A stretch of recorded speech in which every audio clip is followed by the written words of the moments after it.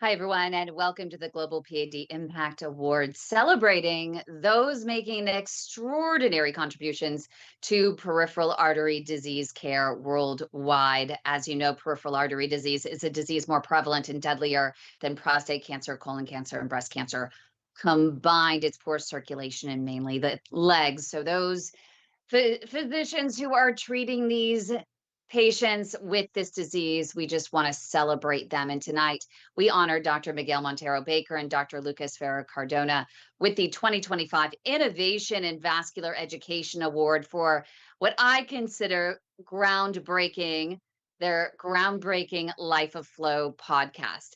Since launching in 2023, I believe, they've transformed how vascular knowledge is shared by creating a platform for the conversations that we think matter most.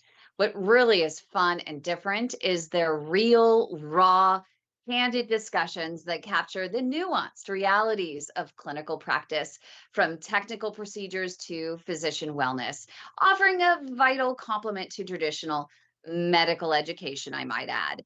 Their impact is just undeniable, with busy clinicians now citing this podcast as their preferred continuing education resource. I know, guys, hard to believe, especially when it is so fun to actually watch.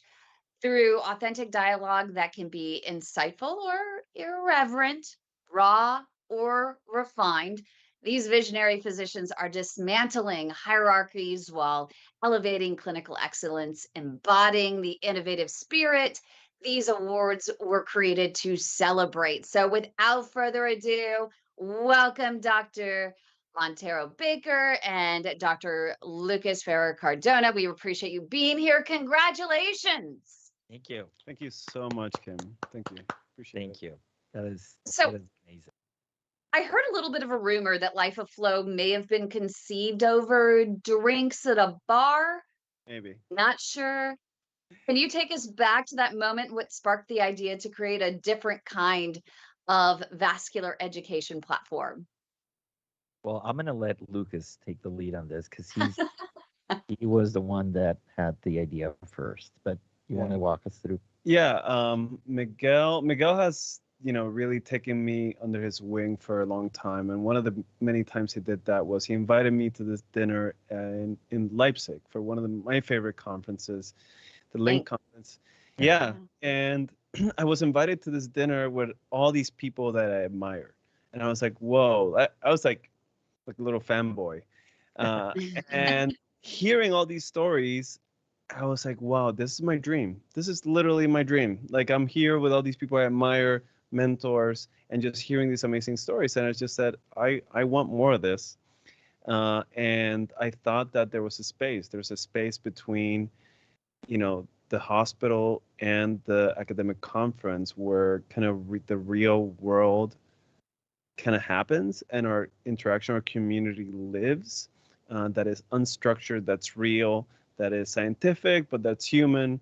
And that's kind of what we wanted to create. And I think it has, for me, has evolved into a kind of from a selfish thing where I want to have these conversations with one of my best friends and mentors to a place, hopefully, where we can empower physicians to find the information that they need to be kind of authors of their own lives. Because I think that one of the things that we lack is that self-authorship and the information to get there. So, anyways, long story. I love that story. And so, how did you come up with the name and the exact format for the Then, podcast? yeah. So when Lucas came up, he said, "Listen, I have this idea. I think we should do this, and I think we should put endless hours talking, speaking more." and it was interesting Kim, because you know that at the end of the day, it's been many years where we've been doing, meeting after meeting, travel after travel, trying to get out there on the podium. And the thought that we were going to invest even more time on more educational programs initially just rubbed me the wrong way. But when I sat down in the peace and quiet of my house and I let that sink, I realized that this was exactly what I wanted to do. I wanted to find a place where I could connect, without it being in a podium, without it being, that could transcend geography, schedule, and an unfiltered version of who I am, and that allowed us to connect. And you say for physicians, but quite frankly, for patients, for advocacy, for the message, it is just good because we're building community. And we didn't realize, obviously it's a contemporary, I mean, you tell me, you've seen how the media has evolved significantly over the last 10 years. Well, we needed to do that too. And I felt it was a big niche and a need and a niche for us to fill. And here we are. It seems like, we didn't think we were doing anything big. And here we are. We're getting acumens left and right, and people are really happy. And so the recognition gives us profound gratitude. Yeah. Well, I just think that it's just not sterile. It makes it fun. It makes it engaging. It makes it different. I mean, anyone can have just a regular podcast, but to make it something that has such, a unique style, many medical podcasts maintain a very formal tone. And you made the decision to embrace the raw, unfiltered approach that has really become your signature style. I'm surprised that so many I'm surprised yet not surprised that so many have embraced it. When we first started the Global P.A.D. Association and I started putting out what I considered non-sterile materials for patients, I got so much criticism that it wasn't completely white and it wasn't with clinical acumen, like it wasn't the norm. And so, but we continued because that's what the patients really wanted. That's what was different. You want to do something. If nothing's worked so far, let's try something new.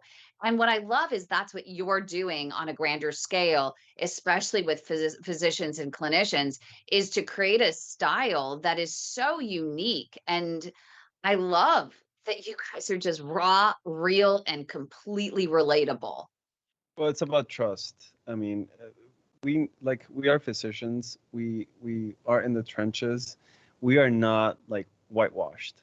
Like when we are with each other, when we're in the operating room, when we are like in battle, like it's not like a formal thing. Like we're real humans with real emotions, and like to come out here and pretend not to be inauthentic and trust. And you can't build community. You can't have you can't create what you want to create in the world without trust. So you have to be authentic.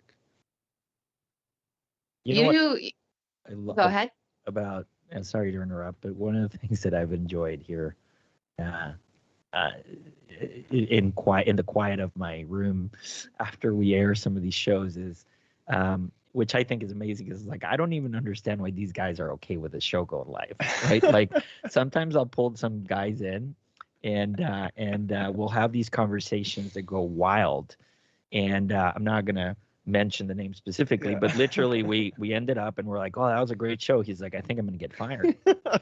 And That's been multiple times. If they fire you, I'll we go to war. Like come work with us. We go to war because this is what it's about. It's about us. We have to be able to be ourselves.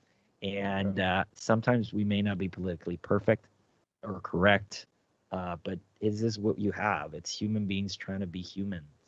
Oh, I love it. You're bringing, the doctors and, a lot of the doctors that are out there, you're bringing that humanity to life. And one of the ones I just recently saw was with Dr. Dipple, and man, you really got him going. Awesome.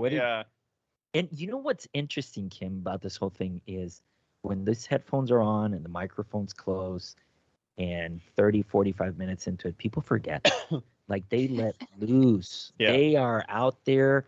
And it's this beautiful, and you see it come to life. Like you start and it's very sterile and it's this, and then we just kind of weave and push and move and talk about their parents and their moms and their upbringing in school and medical. And then all of a sudden they're opening and they end up saying like, I've never shared this with anybody, but I feel comfortable doing it here. And then they open up on things that nobody knew. Nobody knew. I didn't know George Adams was born in a farm.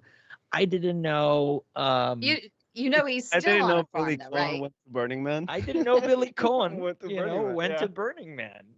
I didn't know some of our major assets in vascular care were supposed to be nuns, and they decided to just go to U2 concerts and dye their hair pink. And but this human side of doctors that are now the MacGyvers, the people that you're really bringing to light, which, by the way, thank you for doing this, because honestly, why, other than because you're just awesome, but you've really taken it on your own to say, you know, give notoriety, shine the light, create some recognition, in a place where sometimes that seems superfluous, but it isn't. It goes a long way, and it's thank you very much. Well, I can see the impact already. We see so many different seminars that are out there all the time, right?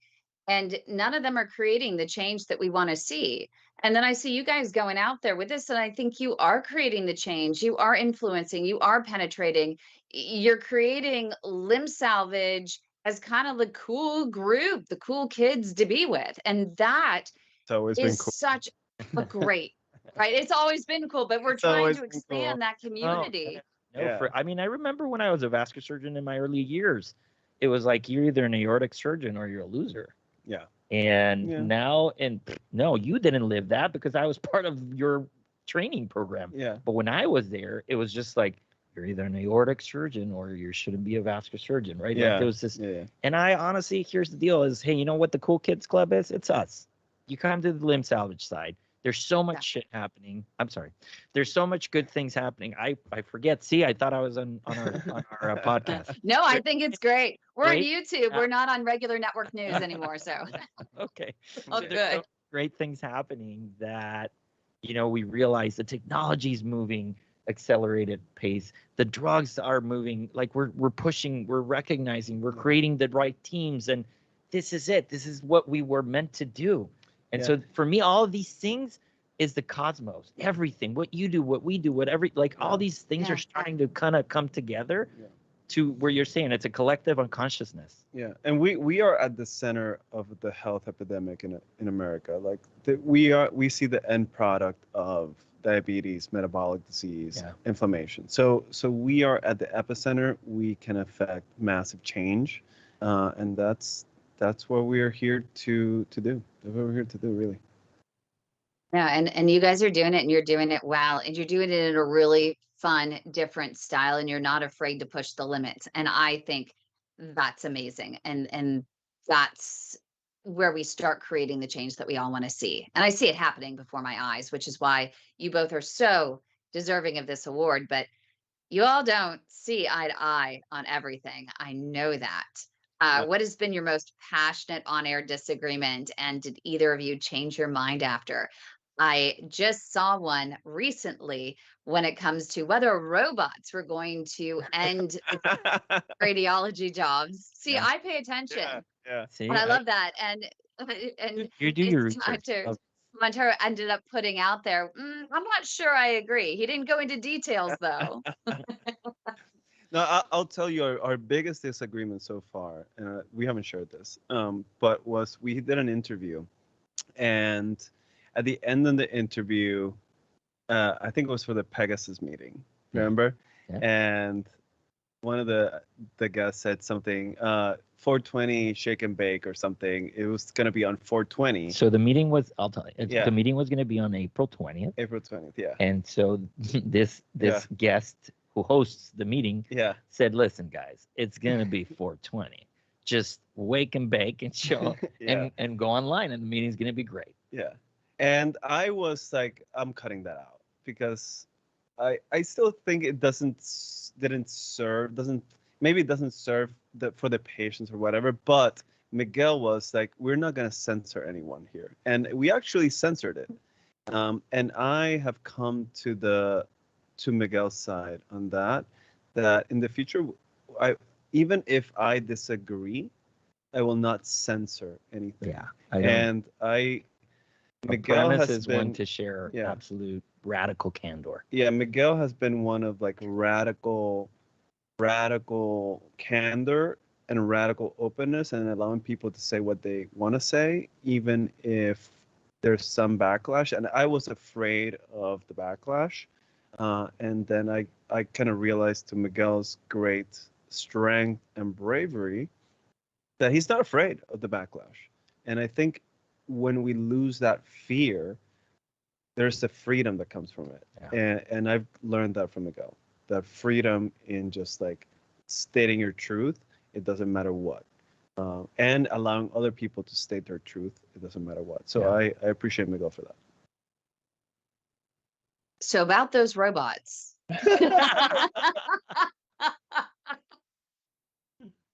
About Listen, those are Lucas, radiologists. Like if Lucas, you, yeah, stop. yeah, You're good. you're good. He's trying to say radiology. You know, they can't vape. You know that, right? The robots. They're not going to wake and bake. See, they'll never substitute us. Yeah, Okay, bro. I know. Yeah. Might make for a great interview, though. Yeah, it Maybe. will make. We will interview a robot in 15 years when they're taking Less over than that. radiology. Oh, I would love to. all right, here we go. Oh my God. But, you know, I have to say, I have to agree with Miguel on this part of it, that if you think about it, ChatGPT and AI, it's only as good as the information that's evolving. So we don't know everything about the body. We're always learning something new every day. And so if we haven't learned it, AI can't do it. So you need still practicing radiologists, right? I'm just gathering points for the AI overload. So when they take over, I'm just gonna be on their good side, Miguel will be on the bad side, and that's all this is Oh about. my God. No, I have a positive take on all this. I feel that artificial intelligence is going to improve our capacity to be good doctors. It's going to make us a little bit more efficient, and potentially it's going to make our work-life balance a little bit better. And hopefully, with that, Kim, hopefully we can get we could get students to fall in love with being a doctor again. And I mean, we saw this last year, there's 20% less people going to medical school. It's tough, it's long, it's hard, it's costly, it's expensive. And so unless we do something to make it better for us, there's going to be less of us and a bigger problem to deal with. So I keep my hopes up that AI is going to not take anybody away, but hopefully just make us happier and better. And hopefully that will bring some other people into the mix, because we certainly need more doctors and more caring people. Yeah, it's Sam I love Altman. that. I'm on your side, Sam. I love that. But you know, if people like one of our patients, our P.A.D. warriors, Mike, continue to realize that they have the power to improve their prognosis with peripheral artery disease, we might not need as many vascular surgeons as you think. Okay. Right, Mike? What's going on here? Mike, What's you up, got to Mike? unmute yourself. Go. I've just found a dime. There you You go. did. So I've just found a dime, which is good luck in Canada. So like literally walking the dogs, and I've just come across a dime. So just an FYI. So it's been a really lucky day for you. Tell us all the good news. Mike has been with us for about 6 months. He came to us about 6 months ago, and his mom has had an amputation because of P.A.D. and complications along with that. He was recently diagnosed with P.A.D. What was it, last January? And it sent him into a downward January spiral, just into gone, a yeah. depression. But you got some, do you want to start with the good news? Because I think they're waiting. I'm waiting. You're waiting. So I had a repeat ABI today. The initial one that I had in January was quite shocking. Well, not shocking. It was shocking to me. My right leg was 1.0 and my left leg was 0.68. And then I went for a ultrasound and found 75% narrowing in my superficial femoral artery. So just while I'm going through immigration to move to Canada from the UK at the moment, I found myself a decent podiatrist, and she wanted to repeat my ABI today, which she did, and all the walking and dancing, Kim. Line dancing. I do line dancing. So all the walking and dancing that I've been doing has raised my ABIs. So my right leg is now 1.03 and my left leg from 0.68 has gone to 1.05. Nice. Good job. Yeah. Celebrate. job. Can you. you believe that? Yeah. That's Amazing. good, man. That's good. Like crazy. How- I actually did I did a 13-kilometer charity run this Sunday just gone as well, over the Confederation Bridge, going from New Brunswick in Canada to Prince Edward Island over the ocean. I did the Terry Fox run. So yeah, amazing. And 6 months ago, I was that depressed. I didn't even want to get off the couch because of my diagnosis, and finding this group and finding Kim and finding all the support that I needed, I've smashed it. So, Wow. Thank you for sharing that news with us. Yeah, thank you for sharing the story. Like we unfortunately we don't hear this enough. We don't. We don't. So Kim, May Mike, may thank your you so voice much. become replicated through billions of media and outlets, and may you hopefully Impact of the people. impact. I have no doubt that it will. I just wish that it will do it. And we will air this if you allow us on the Life of Flow podcast too, because it would be super cool Yeah. to have all our listeners take this little story from you. yeah. Thank Yeah, you. do you guys Thank have any you. questions for him? Because it's literally when he came to us 6 months ago.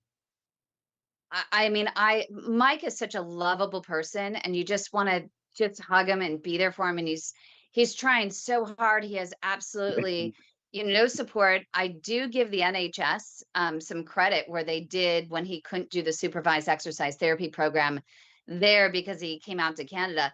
They gave him some really good exercises that seemed to be beneficial as well. But then being in our community, and we were pretty relentless with you, weren't we, Mike? Yeah, very much so. Yeah, I've had so much support. There's so many good people within the group that I can't thank enough. You really made me change my outlook on life as well. I gave up smoking as soon as I was diagnosed. I changed my diet. I stopped drinking. Well, cut down on my drinking. He had to celebrate Yeah. tonight. So yeah. What Yeah. do you find most helpful about the community? What part of it changed your life? In the To know P.A.D. group. what the hardest part was. I want to know the dark, ugly part of it. Oh, So you have two questions there. I went So you have into the dark, ugly part, and then what part of the yeah. community helped you? The dark, ugly part, I must admit, is is the mental aspect of it and dealing with it psychologically in my mind. I'm a very much an overthinker.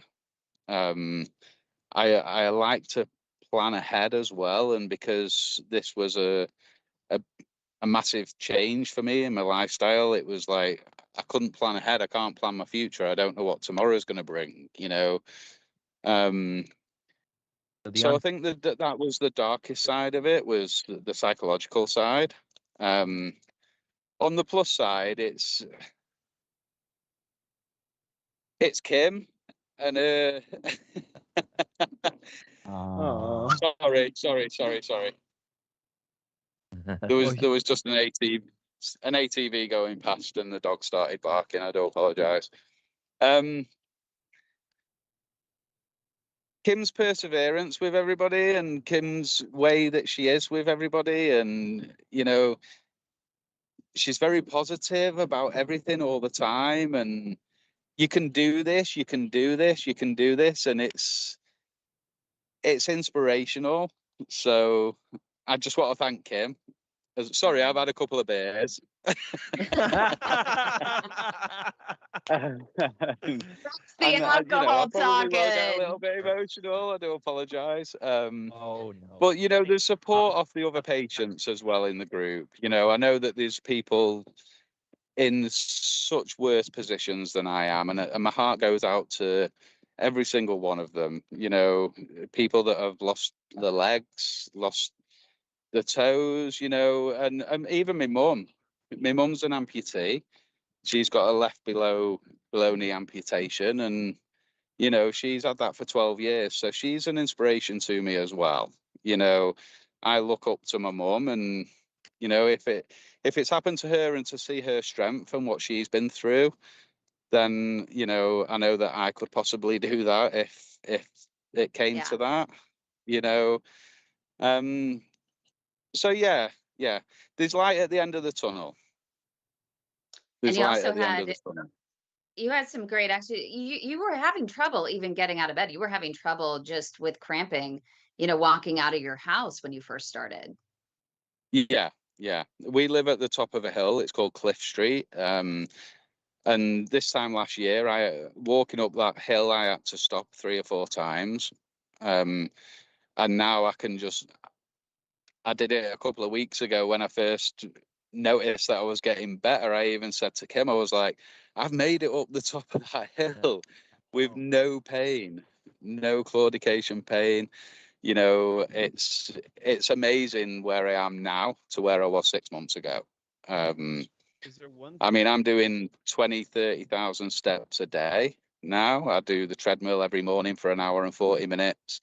Going on the incline, I kind of get a little bit of claudication pain, but I deal with it and walk through it because I know that it's good pain now, rather than struggling with it and stopping. So yeah, massive positive today.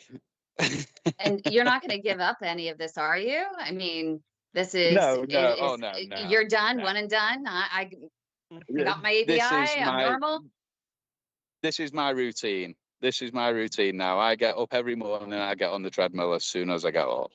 And then I walk round to the supermarket for Kim's Collateral Nation, which is an hour round walk. I do that on a Wednesday. Yeah, I do high intense training Monday, Wednesday, and Friday. And We have then on the rest of the Wednesdays, week, I just guys. go for a walk. We have our Collateral Nation. It's our Collateral Nation podcast. So every week people can come and join us and get coaching on walking and hang out with us and use it as accountability for walking. And we have another P.A.D. patient who's 82 years old, who's a world triathlete at 82 years old with full blockages, groin to toe, both legs, can't find a DP, a pulse. And it's all collaterals. It's literally all collaterals. So he's written books on how he's been able to participate in triathlons. And one of the exercises helped Mike a lot get out of bed in the morning. They call it the P.A.D. 100, and it's like P.A.D. 100. where you do this with your toes and your feet, and you do it every single 100 day. times every morning. Like this? Every morning. Yes, Okay. exactly. I still do it now. Yes. And even when I'm walking, I do his toe pumps. I do the toe pumps when I'm walking. Really? So that's Yeah. become a norm as well. So this guy yeah. What's this guy's name? The 80-something-year-old triathlete. Let's have him on the Kevin podcast. Thomas Morgan. He'll tell you he's very high. Is it not on the autism? He has Asperger's. So Okay. he's as dry as they come, wonderful sense of humor, former veterinarian. So Can't wait. retired veterinarian. He's actually a pathologist. So he has his PhD. And when the doctors told him that he couldn't do triathlons after having he had an aneurysm in his aorta. So that was stented. And then he ended up with P.A.D. with groin to toe. They're like, well, there's nothing we could do for you there. So he was like, shoot, I have to come up with my own methods to be able to participate in triathlons. I mean, he's amazing. And so now we co-host this Collateral Nation on Wednesdays where, we talk about his experiences. We talk about different tips and tricks that he's picked up along the way that have helped him to stay on his feet. So yeah, we should introduce him to you. Well, how about first you come on the podcast, Kim? We haven't had you. I think that's a crime. That is like a crime. It's a crime that we haven't invited you on the podcast. So you are coming in But first. just FYI, you're gonna have to answer all questions. Yeah. Uh-oh. All of them. All of them. And We're we'll in have so beers much- before it. we Like Mike. might have to. Sometimes, with some of the patients that and I'm sure you do too, it's like Sometimes you just think you need a cocktail to tell the stories because they're so surreal. These stories are so surreal. This is 2025 and this shit is still happening. Yeah. And I'll And tell some of my cases. Crazy. Yeah. Sorry, And Kevin's a fellow Brit as well, so I Oh, kind yeah. of get his humour. So yeah, he's very funny. He's a funny guy, and he's got a lot of humour as well. And I just kind of click with him straight away because I'm from England as well. So Yeah. he's a cool guy. He's a cool guy. I can listen to that accent all day, so I'm good. Yeah. He's and he'll tell you he'll be very, very candid with you guys about what the healthcare system is not doing. And he'll be very candid with you about how his doctors have treated his approach and dismissed his approach. And he's like, if it's working for me, why doesn't anyone want to entertain what I'm doing? Why doesn't anyone care? Yeah. So he's just resorted to putting out his own content online, and it's having a great impact. He says, I don't give medical advice, but if you want to do what I do, this is what I do. All right, well, Yeah. And Yeah. Mike's a really great example of it working. So I can't thanks, wait. I Mike. can't wait to tell him my numbers. yeah. I can't wait to tell him my I numbers. can't wait. So, We should tell him live yeah. on the Collateral Nation. We should. Yes. Yeah. Well, thanks, Mike. We'll let you go on your walk. I just thought it'd be really fun to throw a little surprise in here. I thought these guys would be excited about that as well. And I think you may be a future guest over there to share with other patients how you Yeah. Congratulations, Mike. That's Yeah. huge. persevered. Congratulations. Thank to you. you. Thank you, guys. Thank you. Have a good evening. You too. Thanks, Mike. So you guys, I mean, I'm that just was gonna a go. little bit of a surprise there. So I'm wondering, about who has been your most surprising guest, someone who perhaps shared insights or perspectives that completely shifted your thinking about an aspect of vascular care, or one of those things where like, did he just say that? What? That's a really good question. Good question. I'd say that probably, I don't know that I would say that I've been mind blown by any surprise thought, but I have been mind blown by topics that I didn't necessarily, have in my purview as a physician. And I probably would go back to, we had a phenomenal, one of our first pods with a branding expert. Her name's Courtney Johns, and she's, can I say that? Yes. Yeah. Fiance. Okay. So it's Lucas's fiance, and CJ, as we know her. Yeah. And so CJ came on and essentially gave us a master class in 60 minutes of why we as physicians need to create brand. We need to go out there and create a voice. We need to go out there and make ourselves visible, because how else is there's no other way to get that appreciation that you so deserve. And at the same time, it's what your patients need. They need you to be visible. They need to be able to find you. They need to be able to know that there's other things out there. And so for me, that was a pretty significant point in our conversations. It may have not been medical, but it was a very empowering talk for us, as we were playing in the brand recognition and building a life of flow. It was a very timely conversation. Yeah. There hasn't been one thing, but I think like through doing this for 2 years, you talk with so many intelligent people that have really changed their world, people that are doing big things in the world, that you just get all this knowledge, and you have like micro moments of getting your mind blown. It's like, oh, I've never thought of that. That's such a huge deal. Yeah. From, the way you look at how the economic business model is, to branding, like Miguel said, to nutrition, to life. Just like we've talked to people that have done it all in the vascular space. Like we've talked to Dr. Veith, we've talked to, so many people, and it's like, okay, wow, this is so insightful, that these great minds that have impacted our world, and you just take these little bits of knowledge, and it's just invaluable. So I'm very grateful that that we've done this. Peter Schneider was Peter amazing Schneider, too. amazing. So yeah, Some great guys, right? Michel Lichtenberg, George Adams, like Billy Cohn, Trisha Roy, Billy Cohn. Oh my, yeah, amazing. Yeah, it's just over and over. Jill Somerset. Oh, I love Jill. Kumar. My producer is going to cheer. He loves Jill Somerset too. Everyone She's loves just- Jill. We haven't aired our show with Mike Watts, but that one is going to be one for the books. yeah. Oh, Mike is yeah. he's New Jersey, right? He is. Yeah. He and I have this similar experience with another doctor in the area, and boy, he's candid. He was really fun to have a. He's spicy, and you know Oh, what? yeah. He's a Love him. sommelier. He's a He is sommelier. an absolute trained sommelier, and so we literally talked for 60 minutes about wine, and it was beautiful. Yeah. So there you go.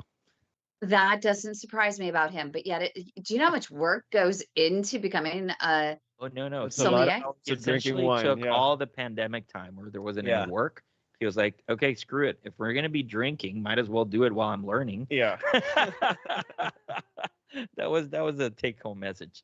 I was like, I'm gonna turn drinking into a profession. That is beautiful. Yeah. How about a story about a listener, perhaps a physician or, clinician or even a patient who may have implemented something, changed their perspective based on what they learned from your podcast and they saw some real results? Well, what's been a surprise to me that was unexpected. When we started doing this, it wasn't to get anything in return. It was for us to do what we wanted to do. And I'm getting this recurrent things about, thank you very much. It was so awesome to hear you guys talk about this. I've been a cardiologist for 20 years, 30 years. I want to change my career. I just heard the Dipple episode. I'm doing it. And I'm like, oh my God, don't. But the thing is, hey, sometimes all you need is to hear the right words at the right time. And so I feel that these messages just permeate, and I've had this on and on and on. I'm getting more and more of them as we go. And I'm like, okay, well, there's something out there happening, and it's good. And it's whenever people are ready and receptive to take those messages, that those messages are making it to the right person. So that's been for me a very interesting thing. Yeah, I would say that when you shared that message with me, it's like, okay, we are making a difference. Changing. Yeah. Making a difference. So yeah. So I have one more question just about Life of Flow, and then we have 6 questions we ask every single awardee. But beyond just your listener numbers, of course, what are your ambitions for Life of Flow? How do you expect it to fundamentally change over the next 5 years? My personal one is it's mainly physician empowerment. So my drive is just to bring topics and to bring people on that will share a message and tools that will allow physicians to love medicine. So that is the main reason I do this. And I think Miguel and I share that, but I'll let him speak for himself. No, I think that we're what we think we need to do is next, as a natural evolutionary part of this is, I think we need to bring these communities that we're creating together, because at the end of the day, this is all about human interaction. We're utilizing the internet to create that community, but I think there's power in maybe the human side of the community. And so I think that we envision having a Life of Flow summit of some sort. Maybe it's within the confines of a meeting. Maybe it's within I'm just going to maybe sprinkle it out there. Mexico City. We're going to have some master classes, and we're going to switch it up. Hendelot in Latin America has been very welcoming to us. Of course, I Hendelot is my baby, so I get to choose. My 2 babies can be together. That's fine.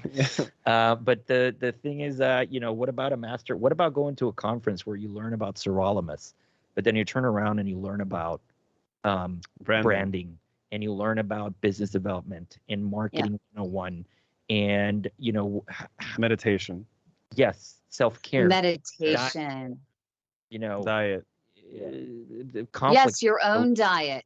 right? Mhm. Conflict resolution. Yeah, about ourselves, family resolution, divorce management, avoidance of divorcement. Like there's all these things that we see every day. Our people are suffering, and I think that's what potentially Life will Flow could be. Maybe we bring change in a different way. Where, there right now I feel that the value of meetings is, for me as a provider of education, have become a little stale. And so how would I make meetings more enticing for me? Oh, if I'm going to go and learn about things that I really care about that are Mhm. other than just my professional side. Because guess what, Kim?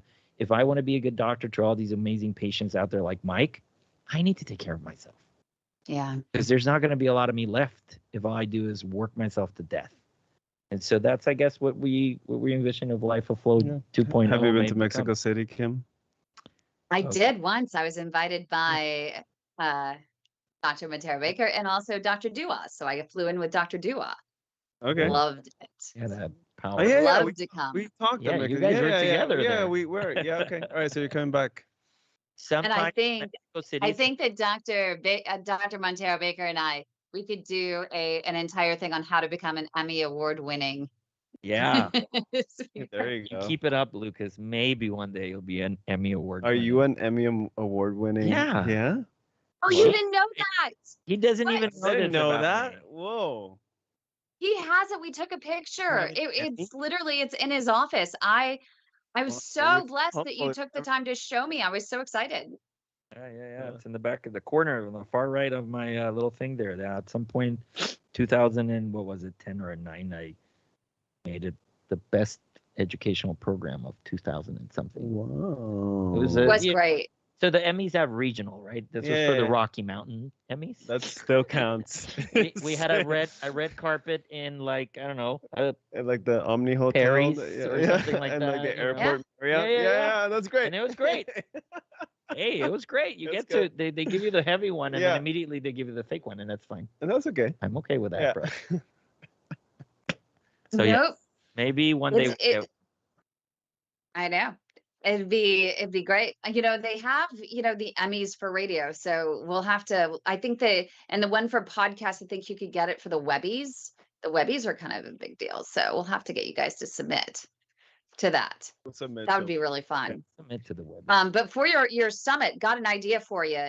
Carol Goman, she's like a world-renowned body language expert.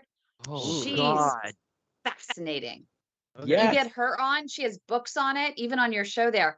She is fascinating of the little things that you don't realize you're doing during your practice that influence a patient, and how you can actually influence a patient without even saying a word, just by your body language. She's awesome. To your buddy, to your friend. Yeah, she's yeah. All right, cool. Yeah. All right, we're gonna. So we'll have to get her. Yeah. So we So- all have Well, seven you're coming on first. shows Yes. are booked Yeah, out of booked. today's Yeah. conversation. We're doing our producer. I love it. So we have a bunch of different series that we do with every single interview. We ask the same questions of everyone because it just becomes, of course, additional content, but it just sparks good conversation.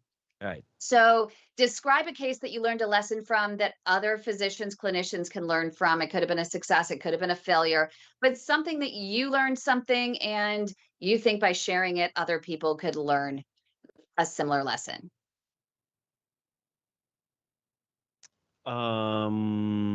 Describe a case. Well, recently I had a very difficult case. Patient ended up dying.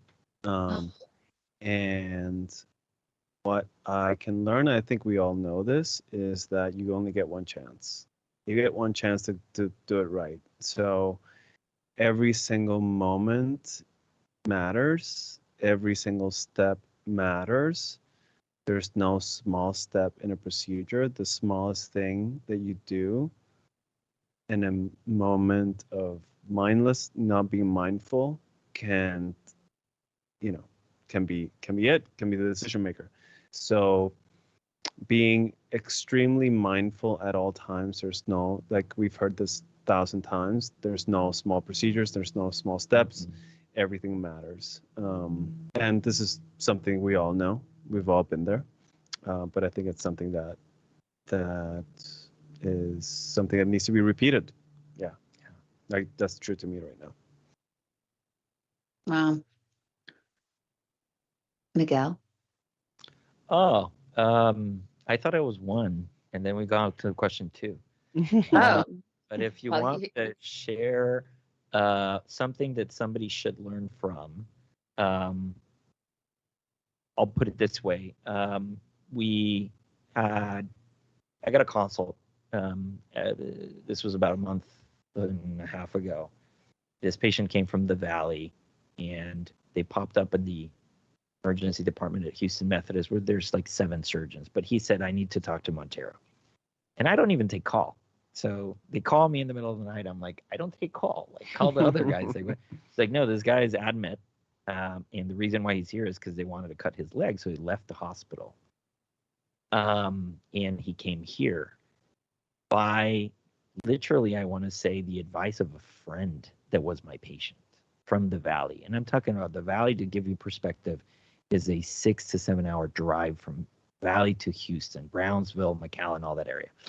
And so this one guy was like, yeah, I wouldn't let them cut my leg. You got to get out of there and go to the hospital. And he came out in the middle of the night. And I looked at his case the next day, and it was a terrible case. I mean, it was like SFA occlusion, popliteal occlusion, nothing, small little anterior tibial target. And I was like, and occluded stents. So there was just a lot of procedures in the past. Yeah. And I said, listen, this isn't going to be pretty and it isn't going to be perfect, but we could try. And if nobody's given you a shot, I'll give you a shot. And we went there, and it was a long procedure, and we did bidirectional approach, and he clotted stents and put new stents and had to do more. Fast forward, he's got his leg and is healed. We just saw him, today in the morning and in clinical rounds, and it was just a beautiful story to hear. And it was one of persistence and grit and resilience to what the system is telling you, because everybody told him, no, you got to cut the leg, you're going to die, you're going to cut the leg. Well, here he is, right? 3 months later, happy as a clam, has his independence, oh, by the way, he has already an AK, so can transfer to the toilet, can transfer to the bed, and has a very decent and respectful life. And that is, that for me is a lesson, which is, for those of you out there, just keep asking and keep pushing, because sometimes the first set of quote solutions you get may not be the best. Yeah, no, that's another good story. And we always tell our patients, and we have patients that'll call us in the middle of the night on our hotline and say, I'm on deck for amputation in the morning. What do I do? And those are always just the hardest calls to get, which is why it's so important what you guys are doing to get the word out there to other physicians and clinicians. Hey, come on, learn these techniques. We can do this. All patients want is for you to at least try. If amputation's on the line, then why not try? So describe a case where a patient should have been diagnosed with PAD sooner. You see this every day, but wasn't, and because of that did present with complex revascularization or amputation. And this series, it's our Journey to Diagnosis series. And what we try to do in this series is to really look at what are the most common misdiagnoses, whether it's gout, whether it's diabetic neuropathy, whether it's back issues. Someone may have ended up with a spinal fusion first and taken 8 years to get diagnosed. Those are the types of stories that we want, so that we can have a moral to the story. So a patient looking at this will go, oh my gosh, my doctor said hip replacement, but it actually wasn't my hip. Well, I think it's all too common. Like it doesn't feel like a difficult question, because it's all too common to have patients that just come in with a diagnosis with just gangrene, and they've never been diagnosed with PAD. That is extremely common and severe. Like I have had a patient that I did 2 DVAs on both legs, and he came in with wounds in both legs as a first presenting symptom. So I've been diabetic, but I haven't been diagnosed with PAD, and now I have the worst kind of PAD. So, and that's all too common. It's all too common in the Hispanic population, especially in Texas. But these people full of metal in their backs is sad. It's probably one of the saddest things, because listen, back surgery is not for the faint of heart. Mhm. That is a big ass procedure, and that is putting through a lot of grief. And guess what? If at the end of all that you put yourself through all that, and you had an aortic iliac occlusion, and that was the issue, it's kind That's of rough. Yeah. rough because I've been there. Yeah. Oh yeah.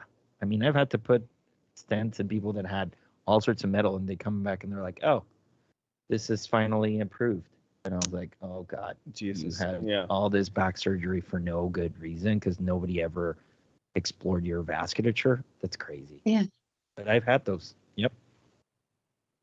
So share a story. This is on a little positive note. Share a story of a patient who impressed you with their effort to improve their PAD prognosis on their own. It could have been smoking, it could have been with diet, it could have been with walking. Do you have the story of someone that just really impressed you, that they were able to avoid procedures, amputation, whatever it might be, because they took the bull by the horns and they hit P.A.D head on? Yeah, I had a patient that came in. He was a young guy, 40, in his 40s, didn't have PAD, but had a diabetic foot wound with severe wet gangrene, and ended up with a BK. His hemoglobin A1C was 12 when he came in. And, when I saw him in clinic, I was like, this is going to happen on the other leg, then it's dialysis, then it's stroke, then it's heart attack, and you're going to be dead by 50. And like 3 months later, he came in with a hemoglobin A1C of 5 point something on his own. He's just like, oh, I just went on YouTube, look at a diet, and just followed the diet, and my hemoglobin A1C is 5. I was like, wow. Yeah. I mean, my probably big success story is one patient you connected me with, Kim, who came with pretty bad PAD. At the time, there was no chronic limb-threatening ischemia, but it was clear that he needed to walk and he needed to get going. And through your program, he did smoking cessation. He was doing exercise. He had the accountability of the people there. And honestly, that guy walked himself out of problems. And then he was very gracious. He does woodwork. So he made me this beautiful wooden. I don't know if I've ever did. I hope so. If not, I'll send you a picture. But it was this beautiful thing about the collaterals before and after exercise, and he did it all wood carved. Really? Wood. Oh, awesome. Never showed me that either. Okay, well, it's in my office yeah. next to Miami. Maybe if you care to look around. Yeah, this is more about me.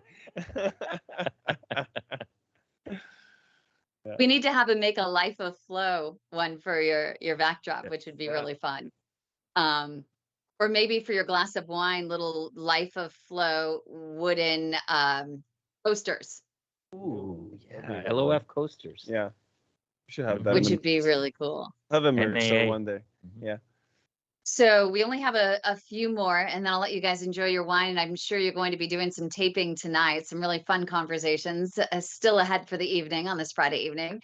But this one, we got a little competition maybe between the two of you on. Share your best motivational speech for walking as medicine. You can take this anywhere you want. You could pretend I'm a patient and you're talking to me about it. You could go into the mechanism of action by which walking and pushing through the pain helps. You might have a really cool analogy that you share with patients. Give it to me. Best motivational speech. Oh, that's great. Thank you. Thank you. All right, listen to me. Bring it in. Bring it in. Bring it in. Listen to me. Listen to me. It's up to you. It's not easy, and not everybody does it. But if you believe in yourself, if you believe that you could be better, if you believe that there is power in healing and pushing yourself past the limits, then I think that we have something to do. It starts with baby steps, and then it goes into bigger steps and then bigger steps. But it's all up to you. It's not me, and it's not your wife. It's you. So it starts today. You want to change? It's in you. You got to get up there. It's going to hurt. Push past the hurt. And you got to get it. And every day that you think you can't, you're going to somehow find the strength to make it happen. And you're going to look around, and you're going to use Kim, and you're going to use me, and you're going to use your wife, and the little babies around there that you want to run around with. You're going to figure it out. because it is up to you. But I trust that once you get there, you'll feel so good that you look back and you'll be like happy that you put that time into. I'll be here for you, but this is the time for you to be here for you. Wow. Love it. I wish we had clapping sounds. Yeah. There we go. You guys Well, are a good team. That's gonna be I'm gonna throw the mic down. that's gonna be tough to follow. Let me see. All right. I could change your voice if you want. Come on, No, loosen no, up, all right. stretch, All right. get ready. Mike, thanks for coming, first of all. Thanks for coming. I know it's hard. I know that you've been having a tough time. I know that it's difficult to get out of bed. And I know that it's been many years to get here. And I know that it seems like there's nothing you can do, that this is engraved in stone, that this is the way it is. But you have a choice.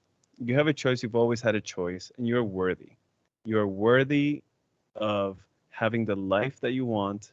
You're worthy of going out there, seeing the sunshine. You're worthy of spending time with your family. You are worthy of walking. You are worthy of not being sick. So together, we're going to come up with a plan for you to get out of bed, out in the sunshine, enjoying life. Even though it hurts, that pain just means that you're doing the work. That pain just validates you that, again, you are worthy of doing and achieving this and living a life where you're not afraid that you're going to be losing a leg and in a wheelchair. And instead, you're looking forward to vacation, the beach, the mountain, birthdays, dinners with friends, laughter, and life. And together, we're going to do it. We're going to give you all the resources for you to live that life and not having to come see me again, because that's my goal. You not having to come see me again because you're so healthy. It's all I got. possible. I love it. Stephanie. Yay. Good job, you guys. Those are going to be great. We share them with our patients. It just helps keep them motivated. You wonder what one of our secrets is. It's just getting great doctors like you guys to give those little motivational moments that help keep them inspired to do it. So thank you. So one more deep question, then I just have a couple quick fun ones. So share a defining moment in your career. Defining moment, that aha moment, the one we call 6 minutes that matter. It could have been a conversation, a scene in a movie or documentary you watched, a moment with a mentor, something you observed. It's just something that created an inflection point in your career, helping you to set out on a life and limb saving journey. I'll take the lead on that. Yeah. Because I have it for me, it's a very clear moment in my career, which was Dirk Schreiner, who's the chair of the Link meeting in Leipzig. He had graciously taken me under his wing, and in order for me to be able to do cases, I had to learn German, and so it took me 6 months to get to the proficiency level that the European community required you. But in the interim of that time, I remember him looking at me because I said, "Listen, I'll do German all day long, but I need to do something that's medical." And he said, "Listen, I'm tied because I can't let you be clinically involved. But how do you feel about vascular ultrasound?" And I said, "Well, that's kind of like a radiologist thing." And he's like, "Okay, that's a big mistake, and we're going to fix this right now. You're going to go and you're going to scan with my RVT for the next 6 months. And guess what?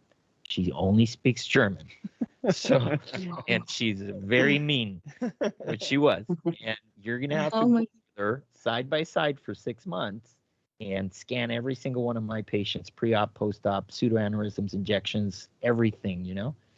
And I remember going back home and buying books of vascular ultrasound and reading and eating all that.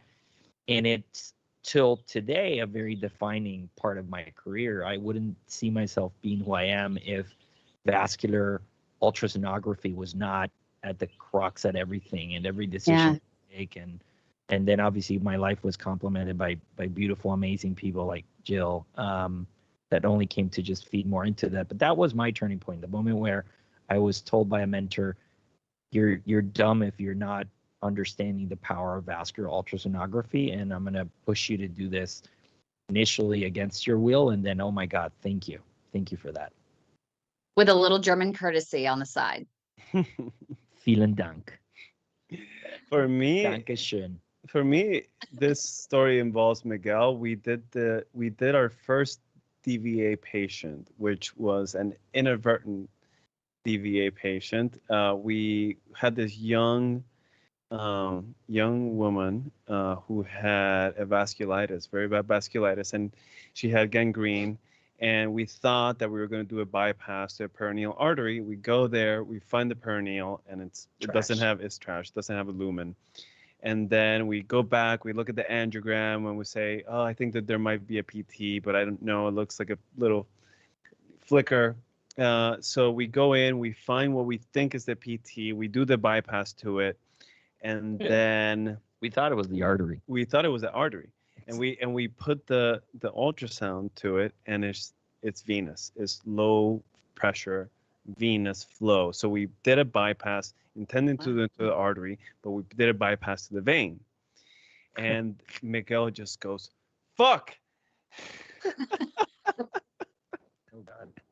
And goes out of the room. And at that point, I didn't know, but he had called Roberto Ferrer and said, "Hey, I think I did an inadvertent DVA." And he told me the story later. We're just like, "Oh, don't worry about it. You'll be fine. It's perfect. You come tomorrow, you lyse the veins, and the patient's do fine." Story. Good. And that moment was the coolest thing I've ever seen. It was all like a movie for me, and because it was struggle, it was like we did this thing, and then it was like a disaster, but then it comes back, and we have hope, and then the patient ended up like keeping her leg. She's still around. You told me you still see her. Yeah, she's still and it was this crazy thing that you put arterial blood into the venous system, and it works, and nobody knows how it works. Now it's an FDA-approved procedure. And now it's an FDA-approved procedure. That was 2017. And that was just like blew my mind. And that's crazy. That moment, I think, has really shaped a lot of what I've done. So, yeah, I'm very thankful for that moment. What a cool case. That one was awesome. Yeah. I'm going to have to share that one with you guys so you guys can put that one up as content too, because that was pretty cool. Yeah. So I have just a couple of fun ones really quick, because I know you guys got to get on your day and I appreciate all your time. But this is one of the ones the patients really wanted me to use, and I was afraid to use this, and I have to do a little disclaimer, and my producer Joshua is probably tired of hearing the disclaimer, but I kind of have to do this because I need to make sure that people know this was a question that patients asked for and they want to know, but it's not to mock patients. There was a viral TikTok thing for women. There was a gynecology team that did a viral video on TikTok where it showed the fluids and them being grossed out all by the fluids that women leave behind in their gynecology appointment. And it just caused an uproar. Like, that's not what we're trying to do here. The patients want a moment that that was very they tasteful. can learn from. Very dumb. Where that group of people did that. That was very inappropriate. Right. It was just, they're already scared to go to the doctor. So we don't want to scare people from going to the doctor, but you know, in the way in which you share this story, it's almost endearing, and that you might be shaking your head, but it's a good lesson. Something that patients can learn from, mistakes patients make. It can be, I can't believe a P.A.D patient just said that or did that. Your friend George Adams, you mentioned, it shared the story of a patient who needed to lose weight, and that was a very serious conversation, in order to improve his prognosis. And he said, well, I have some friends that are doing a cleanse, and Dr. Adams was like, I don't know anything about this cleanse thing going on. Okay, whatever, as long as you're doing you and you have nutritional dietary support from someone, fine. He ends up in the hospital with an AFib situation, and Dr. Adams was like, what triggered this? Where did it come from? What's going on? He's like, I don't know. He said, okay, well, when it can be caused by some sort of trigger in the body, like what happened? A couple weeks later, he comes back and he's like, guess what, Dr. Adams, I think I figured it out. I was doing this cleanse. It was a cleanse using an enema, and I used it in the wrong cavity. Oh, God. We've had a doctor that, Dr. David Armstrong, that shared, and this can be serious, but a diabetic patient that had a dog and the dog ate his toe. Didn't feel a thing. Yeah. We had Dr. David Alper that shared the story of a patient that was trying to keep her socks up. She tried rubber bands. She tried super glue. Nothing seemed to work. So she decided to staple her socks up. And as you know, with diabetic, patients, a lot of times they can't feel. She couldn't feel it until she ended up with an infection on deck for amputation. So definitely ones to learn from. Yeah. I don't have that extremes. Oh, I could tell you, Oh, we're yeah? dealing with one right now. So this patient came to me for some very complex, multi-level P.A.D. care. We took him under our wing. We did what we had to do. Brian Lipo, phenomenal podiatrist of my group, did a great save, biomechanically reconstructed. There was one toe that, and at some point we're like, listen, I think we need an amputation. The patient's like, nope, I'm going to a shaman in Mexico. And we're like, what? It's like, I think you guys have reached your, like, I'm appreciative, but I'm done with you too. And I was like, but wait a minute. Like, she's like, it's now off to the shaman. So we don't see, he'll remain unnamed. We don't see him for like months. And then he sends me a picture and the toe actually looked great. Okay. And I told Brian, I said, listen, apparently the shaman does much better podiatry care than you. So I think you're going to have to go to the shaman and do shaman a school, rotation. shaman podiatry school. Yeah. And, but anyway, it's kind of funny, but it's not at the end because, fast forward, obviously he was not doing his meds. He was not doing what he needed to do. The whole stent thing occluded completely, ended up in the hospital. Some other facility did a really bad procedure. Then I had to take him in the OBL, do a rescue from above and below, got him open, is now in the hospital with a calf, lots of gangrene. Brian already started working on him again. We're going to see if we can reel him back again. But consult the shaman. I mean, all I can say is, please, people, I respect alternative medical care, but maybe just don't leave. Stop doing what was working once. And I think that's a failure on our side that we weren't able to, sell ourselves enough as that's how important it was. And I think that's a responsibility always to try our best. And sometimes we just can't, but take that story to heart. Yeah. That's a good one. I can't beat that. I can't beat the toe shaman. Sorry. So this is one I think that you guys should steal. That when I was a reporter in Silicon Valley, I was an executive producer at a place called Pando Daily, and we did all kinds of tech interviews. And there was a young woman there that came up with this question, which I thought was a pretty cool question because you get pretty cool answers. And I've never asked a doctor this one, so I thought I'd start with you guys and see if this resonates with you, because I think you could be creative. But if you could have any mediocre superpower, what would it be? Now, it's a not so cool superpower. So it's a superpower that is a not so superpower, and it just solves an everyday annoyance. So I could give you some examples if you want. Yes. A couple entrepreneurs. Yeah. Okay. So one of the entrepreneurs said that she wished that she wouldn't be cold when she got out of the shower. Okay. Another one, this is such a guy answer. He's like, I wish I could remove my arm while spooning because my arm goes to sleep and my wife loves to spoon. Yeah. That's a good one. Yeah. Another one said that he wished, and this one was kind of sad, but if you know the entrepreneur, he's a little funny. But in San Francisco, it's no joke. There's homeless like literally everywhere, and he couldn't get to work every day. And so he wished he could just hoverboard over this one street so he could get to work without that what he considered the annoyance. So something that's annoying that you wish you could solve. I have one because it would really make my life better, which is I would love to have the undeniable power of allowing myself to enter deep sleep on command. God, that would be so good. That would be such a superpower. Imagine if you could just go REM like that. Yeah. And say, you know what? I'm gonna step aside. I'm gonna Yeah. go nap for a second, and Yeah. then, and you know, the funny thing Yeah. is, my wife does have that superpower. That woman can Yeah. fall asleep standing up, and then she recharges. Like, I don't know how she does it, but like I battle to sleep. My Yeah. brain is going 1,000 miles an hour all the Right. time. I can't. I I twist and turn. It takes me 30, 45 minutes to fall asleep, and it's annoying AF. I wish I had. I wish I could sleep better. Yeah, I'm a terrible sleeper. I had a pilot that he ended up saving my mom's life, flying her across the country way back when. Long story, but so we got to know him pretty well. And I remember he came over to our house one time, and I was, he asked me a question, and so I had a bird, and so I was putting the bird to bed, and it was just a couple covers over the bird. I turned around, and he was completely out. I was like, he just asked me a question literally a second ago, and he's completely out.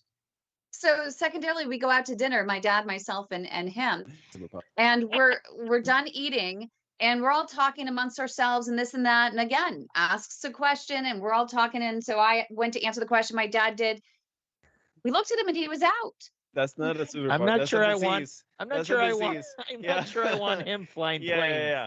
That's kind of weird. I don't want him Yeah. piloting me. I don't want to give him the 767 Yeah. and fall asleep midair. Especially if this is not on command. It doesn't seem like it's on command. Yeah, every morning when I go to the What's hospital. yours? What do Yeah, you want? every morning when I go to the hospital, Uh-huh. I get a call. It's like, hey, which way do you want the bed? Towards the control room or away from the control room? And I wish my superpower was telepathy, but just for that question, where I could just like implant that thought into their brain so they don't call me when I'm in traffic for that. I don't like CJ. Oh wait, No, the OR. Oh, The okay. OR calls me I'm for that. thinking Yeah. CJ calls you to see how she makes the bed every morning. No. Holy shit, that's weird. Got it. Yeah. Like, do you want the legs forward or backwards? Yeah, Like, exactly. how do you want the patient prepped? Yeah, exactly. That could be a superpower That for real. That would be my superpower. Just everybody Yeah. knows exactly how the patient should go. Yeah. I love it. It's not a cool question. The mediocre Yeah. superpower. What would be your Yeah. mediocre? Not so cool superpower. Yeah. Anyway, thanks you guys so much. It was so much fun chatting with you. The 2025 Innovation in Vascular Education Award winners, the Life of Flow podcast. Congratulations, guys, and thank you so much for all you do. Yeah. Thank you very much. Thank you, Kim. I Immense, appreciate you. immense, profound gratitude. Thank you very much. Thank you for the work you do, Kim. It's really amazing. And we look forward to having a good show with you. Yeah. We good.